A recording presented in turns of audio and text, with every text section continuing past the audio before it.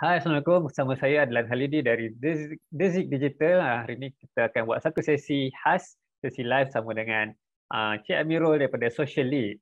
Dan hari ini merupakan ada sedikit kelainan sebab saya buat sesi temu bual ataupun talk show secara online. Okay, dan kita harapkan semoga agar perkongsian sama dengan rakan-rakan marketer yang ada di Malaysia ni. Cik Amirul ni antara yang saya memang respect lah. Dia sangat aktif di Twitter dan juga macam-macam lah boleh follow perkongsian beliau. Dan hari ini saya bawakan khas untuk anda dan kita akan sama-sama dengarkan perkongsian daripada beliau. Okay. Dan mari kita mulakan. Okay, dan tanpa buang masa saya nak mulakan dengan soalan pertama lah kan pada hari ini. Boleh perkenalkan diri sedikit, Cik Amirul, siapakah Tuan Bersih Badan dan apakah yang kepakaran Tuan dalam bidang marketing ini? Silakan. Alright, terima kasih kepada Tuan Adlan kerana menjemput saya lah sebagai wakil daripada Social Leap Marketing dan Online Business. Nama saya Amirul Mukmin bin Syahrul Bardi. Saya merupakan founder kepada Social Leap, yang mana kami merupakan agensi digital marketing yang agak baru 2020, dan kami telah membantu lebih daripada 20 klien lah, daripada 20 jenama dalam bentuk Facebook ad, performance kreatif. Kita ada bantu mereka dari segi e-commerce punya susunan, website layout, consultation, dan juga social commerce lah, which is WhatsApp dengan messages. So commerce sendiri yang kita jual produk kita sendiri lah, itu Dinda Mi Sanggul. Okay, Dinda Mi Sanggul. Okay, kira Tuan memang memang ada pengalaman yang luas dalam Mi Sanggul ni, industri food and business and F&B lah kan. So macam mana rasanya, boleh cerita tak? Dia lebih kepada production. Okay. Okay. Terusnya nak tanya, dia sejak tahun lepas kan kita nampak ada PKP kan, ada COVID dan orang tak boleh buka kedai makan kan, dan banyak bisnes sendiri pun menghadapi masalah lah nak survive dengan COVID ni kan, especially bila kedai makanan ataupun bukan kedai makanan sajalah, kebanyakan bisnes tak boleh buka, tak boleh operasi secara normal kan. So apa pendapat Cik Amirul, maksudnya bila PKP ni ada macam trend digital marketing tu apa yang saya nampak macam meningkat. So adakah betul trend meningkat dan bagaimana on your side? What do you think? Alright, semenjak COVID lah memang industri agak terkejut lah norma baru ni. Jadi kebanyakannya bisnes ada yang gulung tikar, ada yang terpaksa orang pekerja, tapi yang mana yang pivot tu, dia orang mula daripada tidak pernah kenal digital marketing tu apa, dia orang start to explore digital marketing. Yang tak pernah buat Facebook ad dah start looking forward untuk buat Facebook ad dan sebagainya.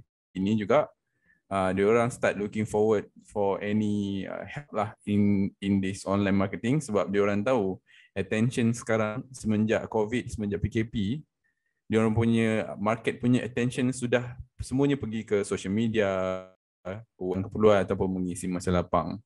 Jadi bila the search of people use social media, Instagram, Twitter, TikTok, Facebook dan sebagainya, maka dari segi paid ads-nya, maka peluang untuk mana-mana bisnes untuk beriklan dan mendapatkan dan membuat jualan secara online sebenarnya lebih memberangsangkan. Okey, ke soalan seterusnya, terima kasih.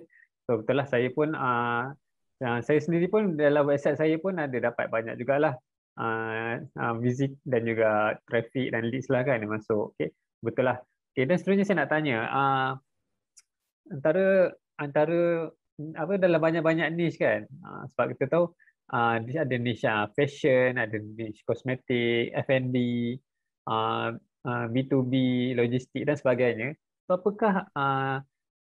apakah yang niche yang ramai orang paling tinggi demand dia untuk masa sekarang ni kan, based on your observation lah, sama ada yang tuan handle klien ataupun bisnes sendiri ke, which niche yang memang mendapat tempat yang ramai orang search lah, demand dia orang tinggi? Okey, nombor satu, di bahagian jika nak dikatakan niche yang pada masa sebelumnya pada semasa sebelum COVID, dia memang dah biasa orang gunakan, tapi bila di kan audience tukar contoh saya bagi, sebelum ni kita ada produk-produk mengenai baju-baju sukan, kan, seluar-seluar sukan, peralatan-peralatan sukan dan sebagainya. Dan sebelum COVID, produk macam contoh kedai Lululemon dan sebagainya. Tapi semenjak COVID, niche-niche mengenai lifestyle manusia dalam segi nak menjaga kesihatan diri, orang dah berpindah kepada home. Tu PKP ni lah, antaranya ialah home workout punya niche lah. Selain tu, dari segi bentuk makanan ke, dari segi bentuk pakaian ke, dari segi bentuk kasut ke, ataupun tu bentuk kepada jenama tu sendirilah. Saya ada satu klien, dia jual kasut perempuan, dia jual kasut wanita. PKP tidak efek langsung dia punya sales. Dia bulan walaupun dalam waktu PKP. So dari situ sebenarnya kalau ikutkan dari segi niche mana yang itu boleh saya katakan niche boleh perform, cuma bezanya ialah dalam niche itu sendiri, produk apa yang dalam niche itu sendiri yang trending. Itu saja yang membezakan yang lain. Okay, betul lah. Memang betul lah, setiap niche tu dia ada produk ataupun satu benda lah yang mesti dia akan orang cari kan. So macam tadi lah, industri fashion, maksudnya kasut kan. Kasut pun faham lah, orang pun mencari kasut juga lah kan. So, orang apa, walaupun tak, sebelum ni saya punya peranggapan orang tak keluar, maka benda-benda yang kat luar ni terjejas lah. Tapi bagi saya memang tahu, memang terjejas teruk biasanya industri pelancongan lah. Industri pelancongan saya nampak memang agak terjejas teruk lah. Dan memang ada yang buat pivot lah kepada bisnes lain. Okay, terima kasih. Seterusnya kita tengok ke soalan yang seterusnya. Okay, apakah marketing channel yang paling Cik Amirul suka? Sebab boleh ceritakan sebab dia. Maksudnya sebab kita ada banyak marketing channel kan. So which is the best? Which is your favorite lah? Nak kata best tu dia ada banyak pro and cons, tapi which is your favorite one? Okay, untuk my favorite punya marketing channel masih lagi Facebook Ads lah.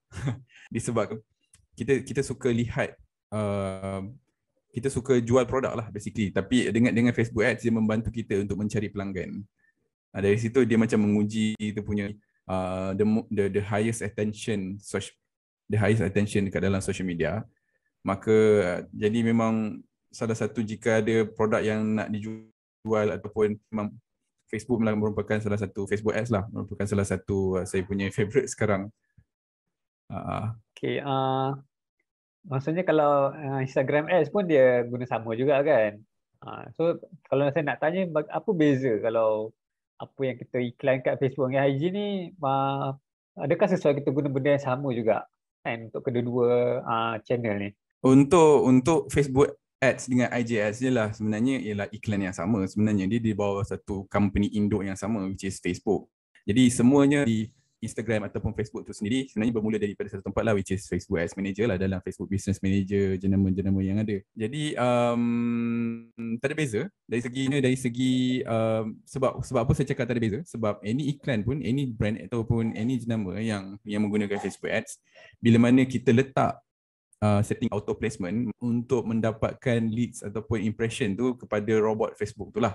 Jadi dia sendiri yang akan detect, okay, kalau banyak performance datang daripada Instagram, maka dia akan auto optimize ke arah Instagram lah. Kalau banyak daripada performance daripada Facebook, maka dia akan auto optimize lah kepada Facebook. Jadi sebab tu dia bergantung kepada bisnes tu sendirilah sebenarnya. Jadi nak dikatakan dari segi performance tu, buat iklan IG je, saya tak pernah buat Facebook Ads, saya rasa okey je.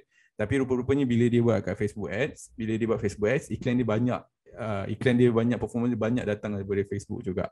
Jadi dia pun benda tu. Lebih kurang macam tu lah kita boleh cakap. Okay, itulah ada apa, saya perasan juga benda ni kan, walaupun kita dah set untuk kedua-dua channel, tapi Facebook punya AI ni dia bijak lah kan. So dia akan tahu, okay, iklan ni audience dia ramai dekat IG, maka mereka akan lebihkan kat IG ataupun kat FB lah, dan seterusnya lah. Okay, kita tengok ke topik seterusnya. Okay, berkaitan dengan influencer marketing. Okay, okay, ni topik ni sekarang ni kan ramai orang influencer kan yang ada ribu-ribu followers ataupun puluh ribu dan ke atas lah. Okay, dan kita tengok sebelum ni kita ada banyak contoh lah, macam ada yang Khairul Amin ataupun Fazura yang baru ni kan. So mereka ni what do you think of menggunakan influencer marketing ni untuk promote brand ataupun produk yang kita nak jual? Okay, berkenaan influencer marketing ni kan, influencer marketing ni dah wujud sejak zaman dahulu lagi. Cuma dia telah diinjakkan, dia dah shift dia paradigm, dia punya sistem tu lebih teratur dan lebih internet. Semenjak adanya social media, yang mana siapa-siapa pun boleh jadi influencer, siapa-siapa pun boleh promote any product. So that's the best of the influencers lah. But with that said, sebab ramai sangat boleh terus influencer tu terus menjadi terus terjatuh ke dalam beberapa kategori. So antara kategori influencer yang saya tahu ialah ada selebriti kan, selebriti macam Fazura, kita kadang-kadang kita terlepas, iaitu micro influencer.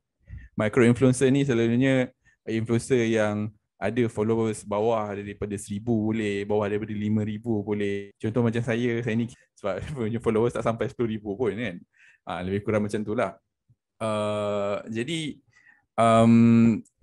cara kita menggunakan influencer ni berbeza dengan apa yang kita, kalau objektif bisnes tersebut ataupun jenama tersebut ialah untuk membina awareness, dan dia perlu menggunakan jenama-jenama selebriti yang besar seperti Fazura ke, Nora Danish ke, Siti Nurhaliza ke, jamin mereka mendatangkan sales dan sebagainya, dan harga pun sangat mahal, dan tak ada apa konten, kita panggil content iteration pun kita tak boleh nak dapatkan daripada dalam masa 14 hari ke ataupun sebulan pun ada charge-nya sendiri. Berbalik kepada makro, berada di tengah-tengah. Dia antara influencer tu, kalau yang boleh buat konten tu selalunya influencer yang struggle lah. Maksudnya dia macam nak membina dia punya database, dia nak membina dia punya followers dekat dalam punya tu. Jadi dia kena berusaha view dan sebagainya. Jadi dia kena buat konten untuk jenama tersebut. Kalau sebagai business owner yang masih baru ataupun business owner yang bagi saya lebih bijak, saya akan sarankan mereka guna micro influencer, yang mana influencer ni di bawah. Kenapa? Sebab most of this micro influencer is a content creator. So yang mana kenapa kita perlukan mereka ni sebagai content creator? So bila mana kita submit kepada mereka bayar ramai micro influencers, maka kita dapat wujudkan satu wave, satu gelombang influencer marketing untuk produk kita, yang mana semua influencer ni produce 1,000 influencers, micro influencers. Maka kita ada 1,000 jenis konten. Yang mana konten-konten ni kalau nak diberi kepada kami Facebook ads punya budak kan. Jadi akan jadi satu video yang performance creating yang cukup padu. Sebab dia nampak testimoni pap laju depan mata, sebab kita banyak influencer kan. Jadi bila iklan tu disampaikan dekat mata tu macam wow macam tu kan. Walaupun dia orang tak kenal influencer tu siapa, kita tak peduli. Dia orang tak kenal, dia orang kenal tahu tak. Kita orang untuk yang performance kreatif punya ads, performance ads punya kreatif ni, kita orang hanya perlukan take lah lebih kurang. And then after that if we want to include macro ke celeb ke to create more awareness, then that's the way, then you can macam tu. Menarik juga strategi ni kan. Saya pun belum cuba lagi kan teknik ni lah, tapi fahamlah dia untuk industri saya nampak lah, di certain industri dia memang dia mudah lah untuk dapatkan menggunakan hikmat influencer ni. Especially saya nampak kalau makanan saya nampak dia memang makanan minuman ni saya jealous sikit lah, sebab diorang senang nak bagi makan, tunjuk gambar makanan, tunjuk gambar minum, so dia boleh buat konten dengan mudah lah. Dan saya sendiri pun agak struggle juga kalau konten kecantikan kan. Sebab kecantikan ni kadang orang tu dia kena pakai kosmetik tu after few days atau few weeks baru boleh buat lah kan dia punya review ke atau apa kan. Sebab benda tu dia takes time to see the result kan. Tapi macam mungkin bagi saya makanan ataupun minuman dia mungkin kalau kena masak tu kejap kan? Ataupun kalau makanan dah ready dia terus makan lah kan, atau minum lah untuk buat konten. Okay. Saya pun struggle juga untuk buku kan. Buku ni pun dia Dia nak kena baca buku tu lah. Tu antara struggle saya nak dapatkan influencer buku ni lah. Tapi tak mustahil dia boleh dapat. Okay. Nak tanya, berkaitan dengan content marketing. Okay. Apa yang apa boleh kongsikan content marketing sekarang ni, which is the right way to do content marketing, dan juga platform mana yang apa ikut platform, kita nak fokus kat platform ke ataupun jenis content ke, format content ke. Okay, what do you have thought on the content marketing? Okay, mengenai content marketing, benda yang saya paling nak highlight sekali ialah semua orang kena tengok platform mana yang dia nak fokus. Let's say if they want to, let's say dia berminat untuk fokus on platform blogging ataupun dia nak fokus on platform Twitter, dia nak ke setiap platform tersebut, cara execution of content marketing dia berbeza. Cara orang consume content pun berbeza dan cara arrangement ataupun susunan flow. Sebagai contoh, kalau kita kat dalam Twitter, kita tak boleh nak cakap panjang-panjang sebab Twitter ada 280 aksara saja. Kan? Kalau nak buat panjang-panjang pun kita kena buat thread. Kalau nak buat paling panjang pun kita kena buat blogging. Nak panjang lagi yang buat tembak email, kan? Email marketing kalau nak tembak that content lah. And then kalau Instagram pun, kalau nak buat video pun, Instagram pun sekarang dah boleh buat video panjang sikit pun 60 saat saja. Dan cara orang hook terhadap mana-mana video dekat TikTok tu pun berbeza. Dan sekarang pun TikTok dah panjang. Jadi kenapa saya cakap semua benda ni? Sebab there is no one way on how you go and distribute your punya content. Tapi it can comes from one content pillar. Satu, pillar content satu. Let's say kita ambil contoh recording ni, kan? Kita boleh kata video unedited, raw, kita boleh kata boleh letak kat YouTube. YouTube pun letaklah sampai mana-mana 5 jam pun tak apa. Kalau orang from this pillar content sendiri, Tuan Adlan boleh separate dia punya audio daripada audio daripada video dia, kan. And then video tu delete, audio tu use sebagai podcast, right? And then daripada pillar content video ni sendiri, kalau you ada team yang mana dia boleh transcript inti video ni, maka dia boleh jadi, right? And then kalau nak ni lagi, record daripada tulisan tersebut, daripada bahagian tulisan tersebut, boleh ambil certain words, kamu relate kepada blog tersebut. Contohlah. And then daripada segi view, gambar, mungkin boleh screenshot ni and then letak kat dalam Instagram. Tengoklah apa isi padu dia. Dalam masa 1 minit ambil klip video yang khas daripada recording ni pun boleh jadi satu ni. So maksudnya apa kat sini? Maksudnya nombor satu, walaupun kita ada banyak sangat platform yang kita boleh guna, paling penting sekali lah macam mana kita boleh create the pillar content tu dulu. Pillar content tu dulu based on what kind of idea, what kind of problem that you want, that kita nak cuba solve, that can become the pillar idea lah. And then from there you distribute. Ini teknik Gary V sebenarnya. Ni teknik Gary V sebenarnya kan. Jadi kita buat contoh, kalau nak jadi macam Gary V tu, Gary V tu sebenarnya dulu sebelum COVID, dia ada seorang videographer, follow dia mana-mana saja, nama dia D-Rock. Dia akan bawa kamera tu kerja sampailah balik kerja, dia akan ikut je Gary V, dia akan record je. Itu dia record pillar content. Sebab bagi Gary V, dia rasa sebab Gary V kan dia macam dia selalu makan yang sebagai business owner, kalau you nak buat content pun you don't have to susah-susah nak fikir, you just document you punya perjalanan hidup je. And then from there you can share to other people because that's you, that's real you, kan. So that's why that's why dan also Gary pun ada join event ni kan. Jadi orang tu akan follow. Jadi every nugget yang dia keluarkan semuanya dia akan distribute ke platform lain. But that's on personal branding lah. I can say that is on personal branding. But kalau untuk brand biasa kan, untuk brand biasa, I think it's the same thing. You just do. You can tell them macam contoh behind the scene, macam contoh production line, how it produce, how it's made, how to unbox, how to use product demo, what's the problem that it solves dan sebagainya. Itu semua idea untuk kita buat content.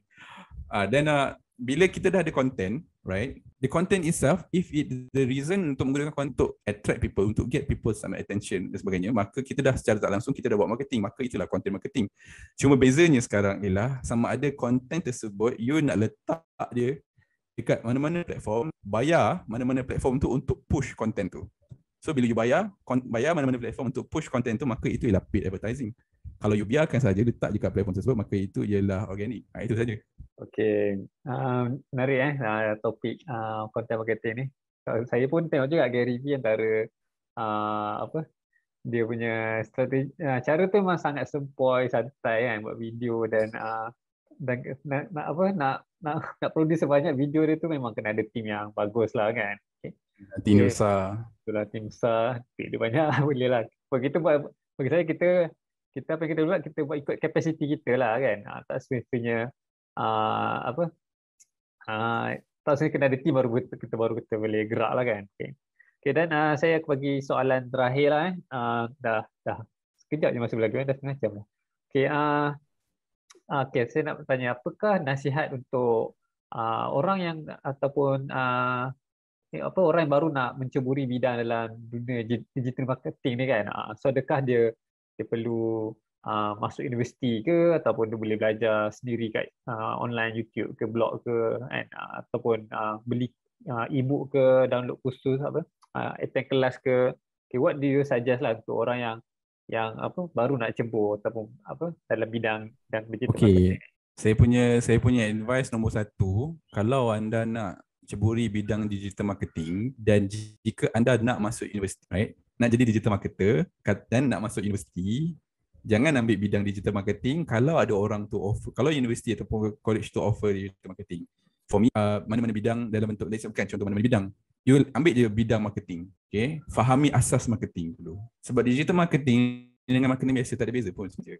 So bila you sudah ada asas nak buat dalam bidang marketing, bila you dah ada asas dalam bidang marketing, maka bila you tengok digital marketing, you akan rasa benda tu hanya amplify. Cuma apa yang bezakan lagi antara digital marketing dengan marketing biasa ialah marketing, traditional marketing daripada zaman Rasulullah sampai sekarang sama je. Malah Rasulullah marketing dia sendiri untuk berdakwah kan. Bayangkan Rasulullah pada zaman ini dia ada social media.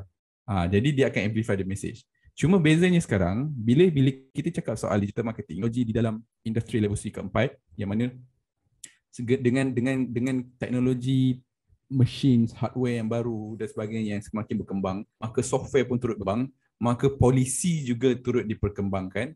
Maka disebabkan semua itu, banyak benda yang dulu boleh, sekarang tak boleh, dulu tak boleh, sekarang boleh dan sebagainya. Jadi benda tu fast changing. Maksud dia lebih kepada, kalau you nak teruskan menjadi digital marketer, bila dah sampai waktu, okay, let's say you dah belajar pasal marketing kan, and then you want to jump into digital marketing, just learn everything that need dia. Benda ni semua you boleh belajar sendiri, sama ada belajar sendiri, belajar dekat YouTube, belajar for free, berguru, bermentor, bercoaching dan sebagainya. Cuma bagi saya, ataupun macam-macam sifu, ataupun macam-macam tukang ajar, ataupun macam-macam mentor yang you nak belajar dengan dia digital marketing, but for me, you always have only, you actually need only to focus on one. Kita let's say lah, bila kita berguru kan, bila kita belajar ilmu agama Islam, kita ada macam-macam ustaz. Tapi selalunya orang akan follow satu ustaz. Selalunya lah orang akan ialah dia punya add-on value. Cuma dia akan bermentorkan seorang. Sama juga dengan digital marketing, bila kita nak bertalaki dengan orang yang, macam contoh saya, orang yang saya follow kat US, dia merupakan salah seorang performance digital agency yang dah spend 85 juta lebih dah sekarang agaknya dalam Facebook ads. Dan dia dah banyak, sebagai seorang yang kita terus panggil dia idola lah, senang cerita kan. Dan jadi dari situ, apa saja dia buat, apa saja style dia, semuanya macam saya follow lah. Macam tu. Kalau ada anda kenal beberapa orang, kalau beberapa orang sifu dalam Twitter, kalau anda dekat YouTube, anda kenal beberapa orang sifu dekat YouTube dan sebagainya. Kalau anda kat Facebook, anda kenal beberapa orang sifu dekat Facebook dan sebagainya. Macam-macam ada, right? And then belajar habis-habis dengan dia. Sebab basically semua ilmu, bila saya dah lama kat dalam industri ni, semua ilmu digital marketing, Facebook ads semuanya, fundamental dia sama je. Cuma teknik saja dan cara itu saja yang buatkan mereka ni semua berbeza. Macam contoh macam tu lah. Dia macam doktor lah kan, macam doktor. Sebiji macam doktor. Bukan dari segi fundamental dengan teknik je lah kan. Sebab semua doktor belajar ni macam orang-orang tu. Tapi bila diorang dah mula bekerja kan, hands on, dah ada pengalaman, dah jumpa beberapa problem, tak semua doktor jumpa semua problem, right? Dia bergantung kepada apa. Okay, mungkin doktor ni jumpa problem yang sangat rare berbanding orang lain. Sama juga dengan digital marketer, sama juga dengan digital agency. Dia ada several client je yang akan pergi ke dia orang. Dia tak, kalau client tu dia akan pergi cari yang lebih sesuai. Begitulah juga industri digital marketing begitulah. Harap tak meleret lah jawapan. Okay, tak apa. Okay. Okay, dah cukup masa ni, dah lebih sikit daripada ni. Okay, Tak apa. saya dah tak ada apa dah. Saya nak tanya just minta kata-kata penutup je lah daripada Cik Amirul. Okay, dan apakah saya kalau nak promote ataupun ni saya silakanlah maksudnya kesimpulan lah daripada hari ni, dan kalau ada promote your brand or your service, you can go ahead. Dari segi servis saya tak ada apa nak promote sangat sebenarnya. Kalau you interested to use our services, kita ada bagi offer untuk berbusiness yang small business owners lah, especially dalam musim PKP ni kita ada sediakan package untuk PKP lah. Sebab selalunya kita charge kita punya klien 2,500 dan kemungkinan dalam masa terdekat ni kita akan fee juga daripada 2,500 mungkin ke arah nombor yang saya tak pasti lagi, tak decide lagi. Tapi dalam tempoh sekarang ni kita selagi PKP ni masih ada, kita masih offer RM1,000 sebulan lah untuk 3 bulan pertama. Okay. Okay, okay, so terima kasih. Saya doakan tim Social Lead akan nama pun Social Lead akan lebih terus boleh melompat lebih tinggi dan lebih cemerlang dalam bisnes dan juga majukanlah industri SME ataupun industri bisnes di Malaysia ni lah kan. So kita tahu lah tak semua orang boleh hire staff marketing, dan tapi kalau mereka hire digital marketer, insyaAllah kita akan sama-sama grow the industry di Malaysia ni lah. Okay. So saya tak ada masalah, dan memang kita bagi saya yang penting dalam dunia bisnes ni kita collaborate lah kan. Kita collaborate as a marketer, between agency dan juga between sama kita kan. Sebab setiap agency ataupun setiap freelance tu dia akan ada limitation dia. Dia tak boleh nak makan tak boleh nak makan semua kan, tak boleh nak handle semua projek kan. Sebab setiap orang ada kelebihan dengan preference klien dia lah. Okay, dan saya rasa itu sahaja untuk video untuk sesi talk show pertama kita di Zik Digital. Kita akan tahu lah, saya akan cubalah. Saya tengah nak cuba juga sama ada nak kita pecahkan ke podcast, ke micro dan macam-macam lagi lah konten yang kita boleh hasilkan daripada video pada hari ini. Okay, sekian terima kasih kepada semua. Kita jumpa lagi dalam video akan datang. Bye.